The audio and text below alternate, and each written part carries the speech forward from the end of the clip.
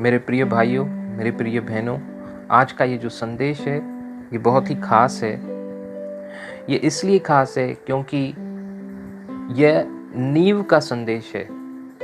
ये इसलिए ख़ास है क्योंकि ये हमारे जीवन को खड़ा करने में या गिर जाने में हमें मार्गदर्शन करता है। जैसे हम लोग घर बनाते हैं तो फाउंडेशन में, नींव में अगर हमारी नींव मजबूत है तो वही डिसाइड करती है कि हमारा घर टिका रहेगा या गिर जाएगा। तो आज का ये जो संदेश है उसी रीति से खास है, और इसीलिए खास है क्योंकि यह नींव को डालने वाला संदेश है। क्योंकि संसार में जो भी मनुष्य हैं उन सबों ने पाप किया।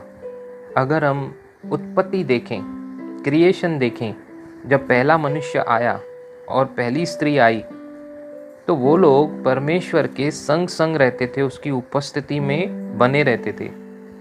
आज का ये जो संदेश है खास नए लोगों के लिए है। नए लोगों के लिए मतलब पृथ्वी पे वो नए नहीं हैं, लेकिन इस संदेश के लिए वो नए हैं, क्योंकि कुछ ऐसा है जो वो नहीं जानते, कुछ ऐसा है जो जानकर भी वो इग्नोर करते हैं। तो जैसे पहला आदम और पहले उसकी वाइफ जिसका नाम हवा है, तो ये जो पहले मनुष्य बनाए गए पृथ्वी पर परमेश्वर के द्वारा, परमेश्वर ने मिट्टी से मनुष्य को बनाया और उसके नथनों में अपने श्वास को फूंका और वो जीवित प्राणी बन गया। अब ये जो पहला मनुष्य और पहली स्त्री बनाई गई, इनके पास परमेश्वर की उपस्थिति की भरपूरी थी। ये परमेश्वर के उपस्थिति में रहते थे। परमेश्वर ने इनको एक गार्डन में रखा जिसका नाम अदन की वाटिका था, गार्डन ऑफ एडन। और उस परमेश्वर के अदन की वाटिका में वो परमेश्वर की उपस्थिति में रहते थे। तो वो परमेश्वर की प्रेजेंस को एंजॉय करते थे और परमेश्वर से कम्युनिकेट मतलब बातचीत करते थे। लेकिन कुछ हुआ जिसके कारण वो परमेश्वर की उपस्थिति से दूर हो गए और उसकी उपस्थिति से बाहर आ गए। तो ये परमेश्वर की उपस्थिति से बाहर कैसे आए, अगर हम देखें तो क्रिएशन में, उत्पत्ति में, जब परमेश्वर ने इनको अपने आगे रखा था, अपने सामने रखा था, तो उन्हें एक आज्ञा दी थी कि इस अदन की वाटिका में, इस गार्डन में, इस ट्री को छोड़कर बाकी सब कुछ तुम खा सकते हो। लेकिन वो ट्री जो था भले और बुरे के ज्ञान का ट्री था, भले और बुरे के ज्ञान के वृक्ष का फल तुम नहीं खाना, ऐसा उनको इंस्ट्रक्शन दिया था। लेकिन उन्होंने उस फल को खाया कि उन्होंने डायरेक्ट आज्ञा को तोड़ा नहीं, क्योंकि वो लोग जानते थे कि हमारा परमेश्वर अगर हमें आज्ञा दिया है तो हमें नहीं खाना है। लेकिन किसी ने उनको बहकाया। जैसे हर पिक्चर में एक हीरो रहता है, एक विलेन रहता है, यहाँ पे भी एक विलेन का एंट्री हुआ। आदम जो पहला मनुष्य था, उसकी वाइफ हवा जो पहली स्त्री थी, तो आदम और हवा को उस विलेन ने बहकाया। और उसने ऐसा बहकाया कि तुम मतलब झूठ पे झूठ बोलकर उन्हें फंसाया और उन्हें दिखाया कि ये फल जो है बहुत ही महत्व रखता है, क्योंकि अगर तुम इस फल को खाओगे तो तुम्हारी आंखें ऐसी खुल जाएंगी कि जो निर्णय परमेश्वर लेता है अच्छे और बुरे का, वो तुम खुद ले सकते हो। तो यह फल उन्होंने बहक कर खा लिया दोनों ने। तो यह जो अवज्ञा की उन्होंने, उस कारण परमेश्वर ने उन्हें अपने से अलग कर दिया। क्योंकि अब जो उनके अंदर जो भले और बुरे के ज्ञान का जो बातें आ गई थी, पहले वो जो परमेश्वर की उपस्थिति में थे तो सब उनके लिए अच्छा ही अच्छा था, उनकी आंखें सब कुछ अच्छा ही देख सकती थीं। लेकिन इस फल को खाने के बाद उनकी आंखें बुराई को भी खोजने लगी। अब उनकी आंखें अच्छा और बुरा सब देखने लगी। रात और काली दिखाई देने लगी, दिन और उजियाला दिखाई देने लगा। लेकिन दिन की जो धूप थी, अब उसमें से मतलब हर बात में से कैसे मिस्टेक निकालते हैं वो उनको आ गया, हर बात में कैसे बहाना देते हैं वो उनको आ गया, कैसे झूठ बोलते हैं वो उनको आ गया, कैसे बातों बातों में फंसाते हैं दूसरों को वो उनको आ गया। ऐसे कई पाप उनके अंदर एंटर हो गया। तो ये जो पाप के कारण परमेश्वर से उनका अलगाव हो गया, तो ये अलगाव आने के कारण परमेश्वर ने एक योजना बनाई, और वो योजना यह थी कि इनको वापस मिलाना है। मतलब परमेश्वर जो क्रिएशन था परमेश्वर का, पहला मनुष्य और पहली स्त्री, परमेश्वर से वो अलग हो गए क्योंकि उनके अंदर पाप आ गया, और पाप और पवित्रता ही कभी साथ में चल नहीं सकते। मतलब परमेश्वर और पाप का कोई संबंध हो नहीं सकता। लेकिन परमेश्वर ने एक दैवीय योजना बनाई, क्योंकि वो क्रिएटर है, तो उन्हें बेहतर मालूम है कि मुझे कैसे बातों को अपने पक्ष में करना है। क्योंकि सब कुछ उनका ही है, तो उनको मालूम है कैसे मुझे अपनी चीज को वापस लाना है। लेकिन परमेश्वर कभी अपने बनाए हुए प्रिंसिपल्स को तोड़ता नहीं। वो प्रिंसिपल्स, वो नियम इसीलिए बनाए गए हैं कि उनको माना जाए। परमेश्वर ने अपने मुख से शब्दों का प्रयोग करके सारी सृष्टि की रचना की। उत्पत्ति हुई, जो कुछ हम देखते हैं, पेड़ पौधे, पहाड़, पक्षी, आसमान, पृथ्वी, समुद्र, तो यह सब परमेश्वर ने मुंह से कहकर अपने शब्दों के द्वारा इन सारी चीजों की रचना की। तो यह जो रचना की परमेश्वर ने अपने मुख के शब्दों के द्वारा, तो परमेश्वर के मुख के शब्द बहुत ही मान्यता रखते हैं, और उन्हीं शब्दों को वचन कहा जाता है। परमेश्वर के जो शब्द हैं, मतलब परमेश्वर के जो वचन हैं, परमेश्वर ने अपने वचन को अपने से अधिक महत्व दिया है। मतलब जब मनुष्य को वादा करता है तो उसे तोड़ने में एक क्षण भी नहीं लगता।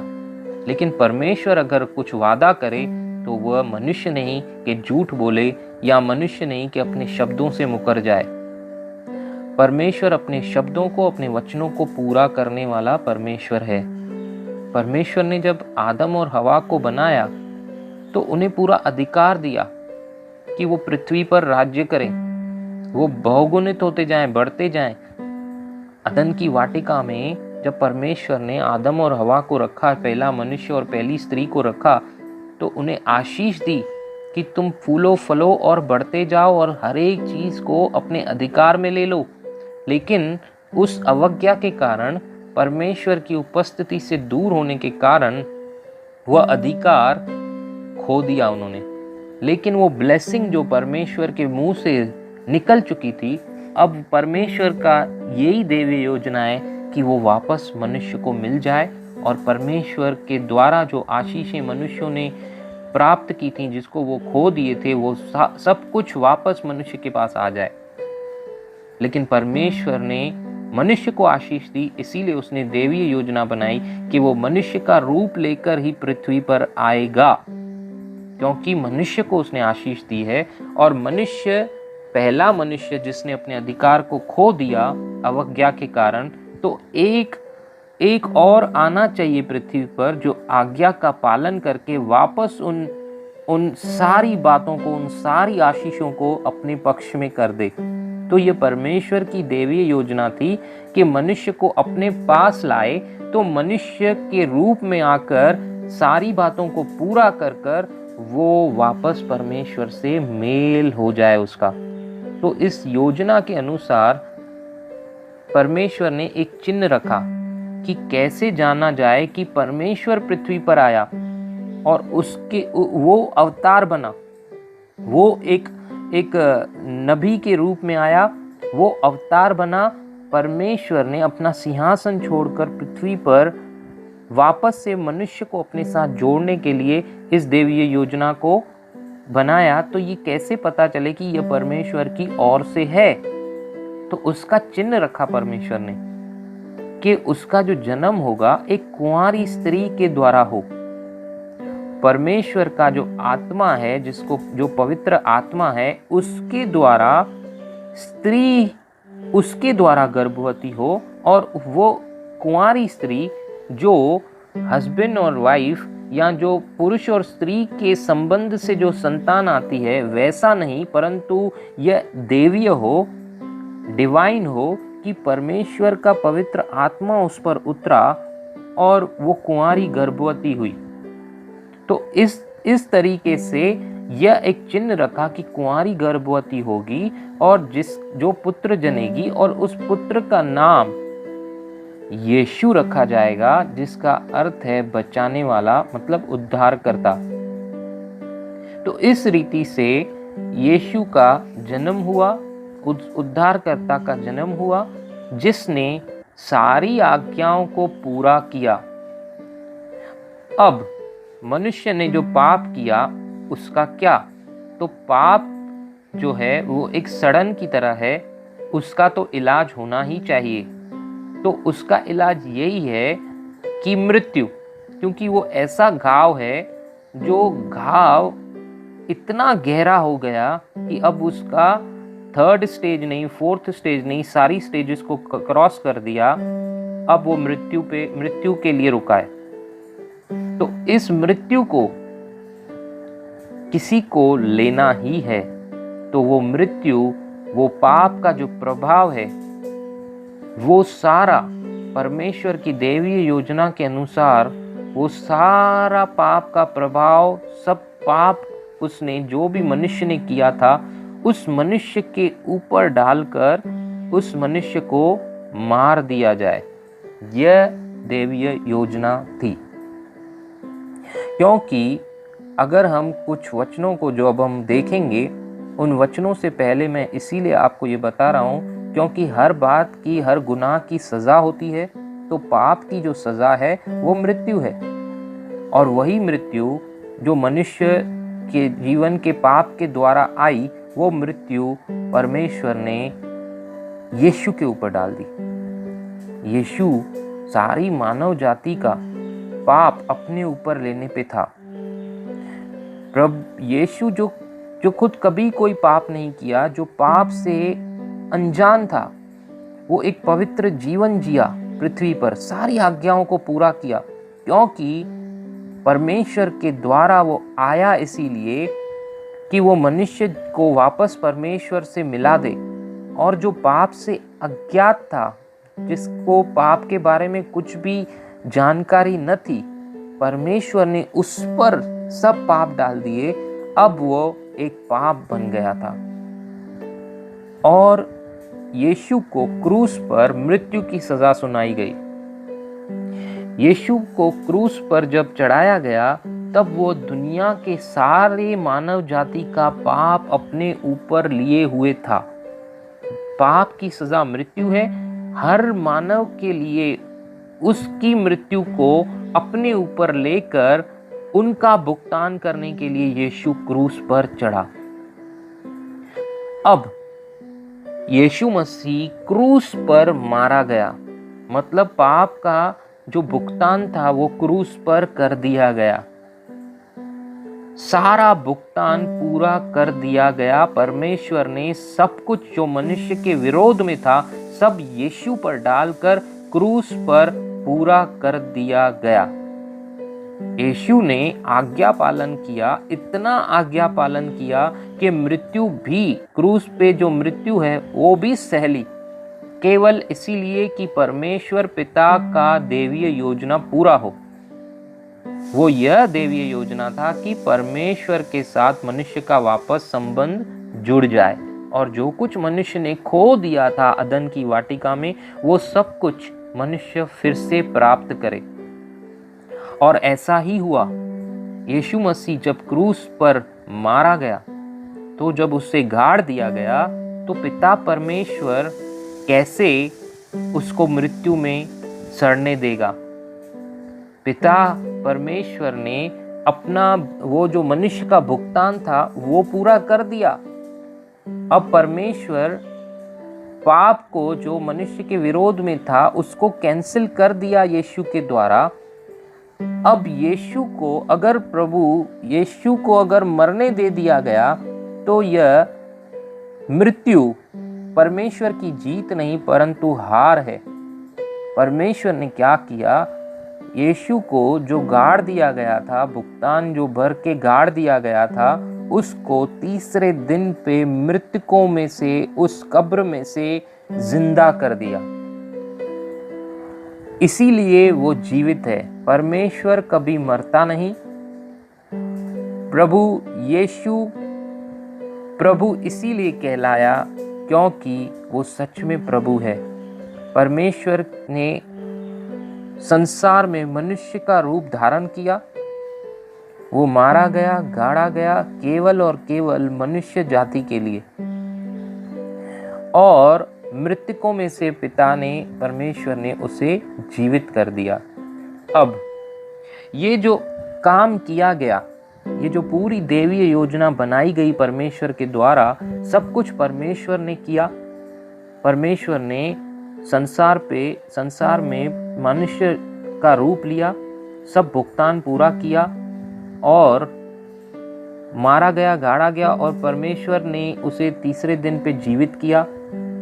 अब ये सब तो परमेश्वर ने किया अपनी तरफ से। अब मनुष्य को कैसे वो उद्धार प्राप्त हो, मनुष्य को कैसे वो गिफ्ट, वो जो उद्धार का जो वरदान है, जो दान है, वो कैसे प्राप्त हो, तो वो केवल और केवल विश्वास के द्वारा ही प्राप्त कर सकता है। क्योंकि परमेश्वर के अगर कोई पास आना चाहे तो वो अपने कामों से नहीं आ सकता। परमेश्वर के पास आने वाले के लिए केवल एक ही चीज चाहिए, वो है विश्वास। बिना विश्वास के परमेश्वर को प्रसन्न नहीं किया जा सकता। लेकिन क्या विश्वास? आज हर एक विश्वास करता है, बहुत लोगों का विश्वास अंधा भी है। लेकिन ये जो विश्वास है, यह वो विश्वास है कि परमेश्वर ने जो देवीय योजना बनाई, उस योजना पे मैं विश्वास करता हूँ कि परमेश्वर ने यीशु को मेरे लिए, मेरे पापों के भुगतान के लिए इस पृथ्वी पर भेजा। यीशु मेरी जगह पर मारा गया और प्रभु यीशु को मृतकों में से पिता परमेश्वर ने जीवित किया और वो जीवित है। अब अगर मैं विश्वास करता हूँ कि परमेश्वर की देवीय योजना मेरे लिए थी और इस देवीय योजना पे मैं विश्वास करके यीशु को स्वीकारता हूँ, क्योंकि उसने मेरे बिहाफ में सब कुछ किया है, मेरी जगह पे सब कुछ भुगतान किया है। अगर मैं विश्वास करता हूँ और यीशु को अपना उद्धार करता, यही उसके नाम का अर्थ है, अगर मैं मानता हूँ तो निश्चय मैं उद्धार पाता हूँ। किस चीज से उद्धार? मृत्यु से उद्धार। किस चीज से उद्धार? पापों से उद्धार। किस चीज से उद्धार?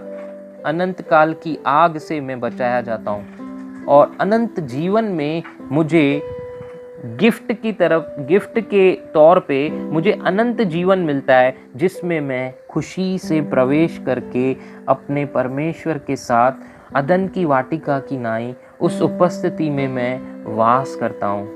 अब परमेश्वर और मैं, हम वापस से मेल मिलाप में आ जाते हैं, एक साथ रहने लगते हैं। जो अदन की वाटिका में सब कुछ मेरा निकल गया, चला गया, खो दिया, वो सब कुछ रिस्टोर किया जाता है इस देवीय योजना के अनुसार। आज ये मानव जाति को एक बुलाहट है, आज मनुष्य के लिए यह एक कॉल है कि अपने पापों को मानकर यीशु पर विश्वास करने से उद्धार प्राप्त होता है। जैसे हम मनुष्य के पास जाते हैं, हमको लगता है ये मनुष्य मुझे बचाएगा, उसके प्रवचन सुनकर हम खुश होते हैं, उसकी विद्या से हम खुश होते हैं, उसके अगुवाई से हम खुश होते हैं, या हम काठ, मूरत, मिट्टी, सोना, चांदी, अपने ही बनाए हुए धातुओं से, अपने ही बनाए हुए आकारों से हम खुश होते हैं। लेकिन ये सारी चीजें हमारा उद्धार नहीं कर सकती, हमें बचा नहीं सकती। यह एक हकीकत है कि स्वर्ग है, यह एक हकीकत है कि नरक है। लेकिन परमेश्वर ने हमें स्वयं की इच्छा दी है। यह जो यीशु मारा गया, गाड़ा गया और तीसरे दिन जीवित हो गया, और यीशु मेरी जगह पे मारा गया, मेरी जगह पे मृत्यु सही, मेरे पापों को लेकर मारा गया और वो जीवित हो गया, और मैं भी अब परमेश्वर के साथ जीवित रहूंगा, क्योंकि उसने विजय पाई मौत पे, मैं भी विजय पाऊंगा मौत पे, क्योंकि उसने जो कुछ किया मेरी जगह पे किया। जैसे वो मृतकों में से जी उठा, मैं भी अपने मृत्यु से जी उठा हूं उसके साथ। अगर मैं विश्वास करता हूं तो मेरा उसके साथ संबंध फिर जुड़ जाता है और मैं अनंत काल तक उसके संग रहता हूं। तो ये मेरा चुनाव है। तो ये जो मारा गया, गाड़ा गया और जीवित हो गया, यह इसे कहा जाता है सुसमाचार, गुड न्यूज़। ये इसीलिए गुड न्यूज़ कहा जाता है क्योंकि मेरे जगह पे भुगतान किया गया और मेरे लिए वो रास्ता खोला गया कि अदन की वाटिका में जैसे मैं परमेश्वर की उपस्थिति में रहता था, अब भी मैं परमेश्वर की उपस्थिति को एंजॉय कर सकता हूँ। और वो स्वर्ग की जो प्रैक्टिस है, मुझे जीवित रहते ही परमेश्वर उसका अनुभव कराता है। यह एक गिफ्ट है, यह एक वरदान है। गिफ्ट की कोई कीमत नहीं होती, इसीलिए आप किसी भले काम को करके इसे हासिल नहीं कर सकते। यह परमेश्वर का वरदान है। कुछ वचनों को मैं पढ़ना चाहूँगा पवित्र बाइबल में से, जिसमें से मुझे ये ज्ञान मिला, मैं आपसे बांटना चाहूँगा। बाइबल में, पवित्र बाइबल में एक अध्याय है, एक किताब है जिसको कहा जाता है रोमियो की किताब, रोमियो की पत्री, उसका 3 अध्याय और 23वां वचन ये कहता है, इसलिए कि सबने पाप किया और परमेश्वर की महिमा से रहित हो गए। जब आदम और हवा ने उत्पत्ति में, जब परमेश्वर ने उन्हें आदन की वाटिका में रखा था, गार्डन ऑफ ईडेन में रखा था, तब उन्होंने पाप किया और परमेश्वर की महिमा से, उसकी उपस्थिति से दूर हो गए। ये वही वचन हमें याद दिलाता है कि वो दूर हो गए। अब जो उन्होंने पाप किया, तो उसी किताब का 6 अध्याय और 23वां वचन कहता है, क्योंकि पाप की मजदूरी तो मृत्यु है। अब पाप का जो वेतन है, जो उसकी लेबर है, जो उसकी वेजेस है, जो उसकी मजदूरी है, वो मृत्यु है। लेकिन वही वचन आगे कहता है, परंतु परमेश्वर का दान हमारे प्रभु यीशु मसीह में अनंत जीवन है। क्यों ये परमेश्वर का दान है प्रभु यीशु में? क्योंकि प्रभु यीशु ने कीमत चुकाई, प्रभु यीशु ने आज्ञा पालन किया। जो बातें, जो अवज्ञा करके आदम और हवा ने जो अवज्ञा की, जिसके कारण मृत्यु आई, लेकिन प्रभु यीशु ने आज्ञा पालन किया, इतना आज्ञा पालन किया कि हमारे बिहाफ में उसने क्रूस की मृत्यु भी सह ली। तो उसके इस बात के कारण हम पर आशीष आई, हमारा उद्धार हुआ। और इस धार्मिकता को मुझे और कुछ नहीं करना, सिर्फ रिसीव करना है।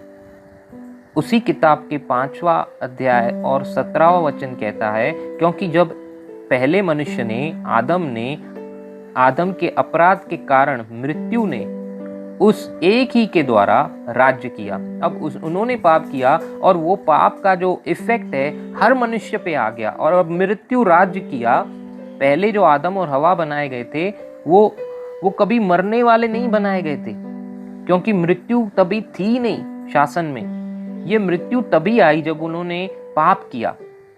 तो जब मृत्यु ने पाप किया उस समय, तो जो लोग अनुग्रह और धर्म रूपी वरदान बहुतायत से पाते हैं मतलब रिसीव करते हैं, वे एक मनुष्य के अर्थात यीशु मसीह के द्वारा अवश्य ही अनंत जीवन में राज्य करेंगे।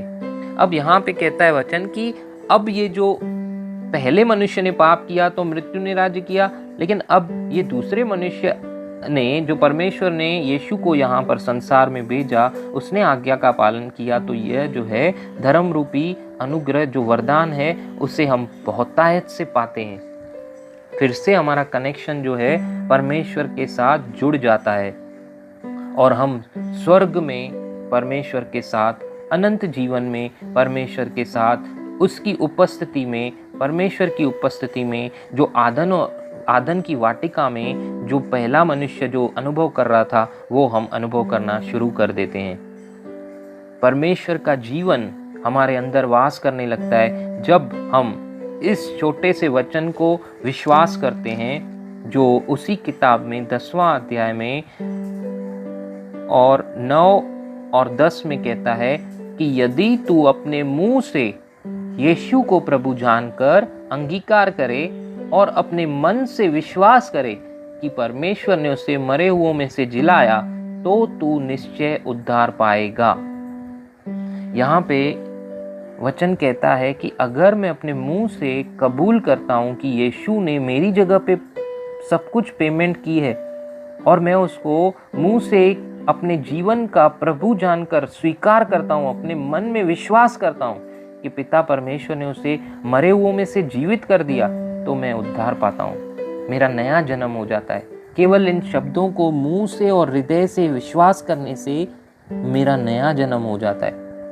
जो मेरे अब तक के किए गए सारे पापों का जो भुगतान करना था, क्योंकि मैं कबूल करता हूँ, वो सारा भुगतान यीशु मसीह ने क्रूस पर ले लिया। ऐसा अब वो जो पुराना मैं था वो वहीं कट हो जाता है। मेरी कबूली के द्वारा अब मैं नया हो जाता हूँ, मेरा अकाउंट पुराना पूरा क्लीन हो जाता है, अब से मैं नया हो जाता हूँ। और ये नया जो है पवित्र आत्मा उसी रीति से जैसे यीशु के ऊपर उतरा था मेरे ऊपर भी उतर आता है और अब मैं नया जीवन जीना शुरू हो जाता है मेरा। और ये सब परमेश्वर के द्वारा किया जाता है और ये बहुत ही अद्भुत है। मैं आपको उत्साहित करना चाहूँगा कि आप मेरे पीछे अगर ये छोटी सी प्रार्थना करते हैं तो आप इस अलौकिक जीवन का अनुभव करेंगे। हमारी सृष्टि परमेश्वर के साथ रहने के लिए की गई थी, उसकी आराधना उसकी स्तुति के लिए की गई थी, परमेश्वर के संग रहने के लिए हम बनाए गए हैं, हम उसके जैसे हैं। परमेश्वर ने हमें अपनी समानता में बनाया है, हमें अपने जैसा बनाया है कि हम उसके संग रहें। परमेश्वर को ये पसंद नहीं कि हम उससे अलग रहें, इसीलिए उसने ये सारी दैवीय योजना बनाई और हमारा यीशु के द्वारा हमारे साथ अपना मेल कर दिया है। अगर आप मेरे पीछे इस छोटी सी प्रार्थना को दिल से करते हैं तो आज से आप नए हैं। हे प्रभु, मैं अपने मुंह से अंगीकार करता हूँ कि तू मेरी जगह पे मरा और मैं मुंह से अंगीकार करता हूँ कि मेरे ऊपर जो भी पाप का वेतन था वो सब तूने अपने ऊपर ले लिया। मैं प्रभु यीशु को अपना व्यक्तिगत उद्धारकर्ता स्वीकारता हूँ और मैं विश्वास करता हूँ कि परमेश्वर ने मृतकों में से प्रभु यीशु को जिलाया। मैं विश्वास करता हूँ कि मैं परमेश्वर की संतान हूँ और अब से मैं नया हूँ, यीशु के नाम से, आमीन। परमेश्वर आप सबों को आशीष करे जिन्होंने भी ये प्रार्थना की है और आज से आप नए हैं और परमेश्वर के परिवार में आप सबों का स्वागत है। जिन्होंने भी इस प्रार्थना को दोहराया है, आप अपने जीवन में नए नए बातों को, परमेश्वर की दैवीय बातों को, उसके अलौकिक जीवन को आप अनुभव करेंगे। प्रभु आप सबों को आशीष करे। God bless you.